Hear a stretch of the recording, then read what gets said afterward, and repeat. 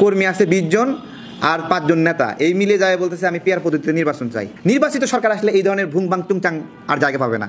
এখন ওই ধরনের দলগুলো বেসিক্যালি চাই যে চলুক না একটু। পিয়ার পদ্ধতিতে যদি নির্বাচন হয় তাহলে সবচেয়ে বেশি লাভবান হয় আওয়ামী লীগ। কেন আওয়ামী লীগ লাভবান হয়? যে ধরেন এমনিতেই বাংলাদেশের যে অবস্থা, পিয়ার পদ্ধতিতে নির্বাচন হলে আলাদাভাবে এজেন্টও অতটা প্রয়োজন হবে না, দলভিত্তিক এজেন্ট বা এগুলো অনেক কার্যক্রম কমে যাবে। এবং যদি জনপ্রতিনিধি হিসেবে নির্বাচন হয় তাহলে দেখা যাচ্ছে যে আওয়ামী লীগ ধরেন 10টা-15টা আসন পাবে। কিন্তু যদি পিয়ার পদ্ধতিতে নির্বাচন হয় তাহলে অন্তত 20% ভোট আওয়ামী লীগ পাবে। আচ্ছা, 20% ভোট আওয়ামী লীগ পাবে মানে কি?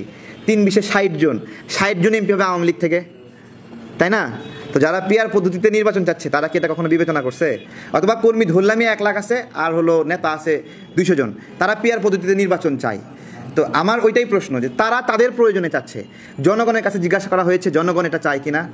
আমি তো স্পষ্ট করে বলেছিলাম এখন নির্বাচন হয় কি, প্রত্যেকটা এলাকায় একজন ব্যক্তি জনপ্রতিনিধি হিসেবে নির্বাচিত হয়, সেই জনপ্রতিনিধিকে জনগণ ভোট দেয়। এরকম আরও অনেকে প্রতিযোগিতা করে, যারা অপেক্ষাকৃত খারাপ সেই খারাপগুলো বাদ পড়ে অপেক্ষাকৃত ভালো ব্যক্তি নির্বাচিত হয়, তাই না? পিয়ার পদ্ধতিতে সমস্যা কি আমি বলি, ধরেন একটা দল 5% ভোট পেয়েছে কিন্তু বাংলাদেশের কোনো জায়গাতেই তারা আসন পাওয়ার মতো যোগ্য কেউ না, ভালো করে বোঝেন, কিন্তু কোনো জায়গাতেই তারা নির্বাচিত হওয়ার মতো কেউ না, কিন্তু 5% ভোট পেয়েছে। এই 5% ভোট পাওয়া মানে কি? 3-5-15টা সিট পাওয়া। এখন এই সিটটা ধরেন আপনার নোয়াখালীতে এমন একটা আসনে গেল, ওইখানে পিয়ার পদ্ধতিতে একজন এমপি পাইলো ওই ছোট একটা দল, কিন্তু ওই জায়গায় সত্যিকার অর্থে ভোট বেশি পাওয়ার মতো অন্য একজন জনপ্রতিনিধি, হ্যাঁ, ওই জায়গাতে সে ভোট পাইছে 1 লাখের মধ্যে 2000, এবং সারা দেশে এরকম 2000 করে ভোট পাইয়া সে হলো একটা পিয়ার পদ্ধতিতে একটা এমপি হয়েছে। কিন্তু সে তো কোনো এলাকার তাকে এমপি ঘোষণা করতে হবে, যে এলাকায় যাবে সে এলাকাতে সে 2000 ভোট পাইছে ধরেন। এখন ওই এলাকায় যে 1,98,000 ভোট পাইছে সেই লোকের সাথে বিট দিয়ে ও ওখানে রাজনীতি করবে কিভাবে? আপনি পিয়ার পদ্ধতিতে বানাই দিলেন তাকে একটা এলাকার এমপি,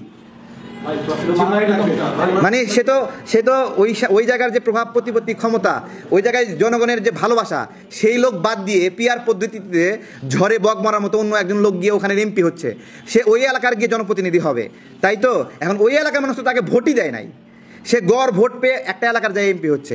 এটা যে কি, এটা হলো জনগণের সাথে মানে হলো বিচ্ছিন্ন একটা রাজনৈতিক ব্যবস্থাপনা হবে। এবং পিয়ার পদ্ধতির মাধ্যমে জনগণের কাছে রাজনৈতিক দল নেতাদেরকে যেতে হবে না। তারা এখন যেটা হয় যে আমি আমার এলাকায় গিয়ে আমি হলো মানবিক আচরণ করতে বাধ্য, জনগণকে সমীহ করতে বাধ্য। যখন পিয়ার পদ্ধতিতে আপনি যাবেন তখন একটা লোক নির্দিষ্ট এলাকার জনগণের কাছে দায়বদ্ধ থাকবে না, আর তারা তাদের কাছে ভোটের জন্য দায়বদ্ধ না, ওইখানে গিয়ে খরচ করতে চাইবে না।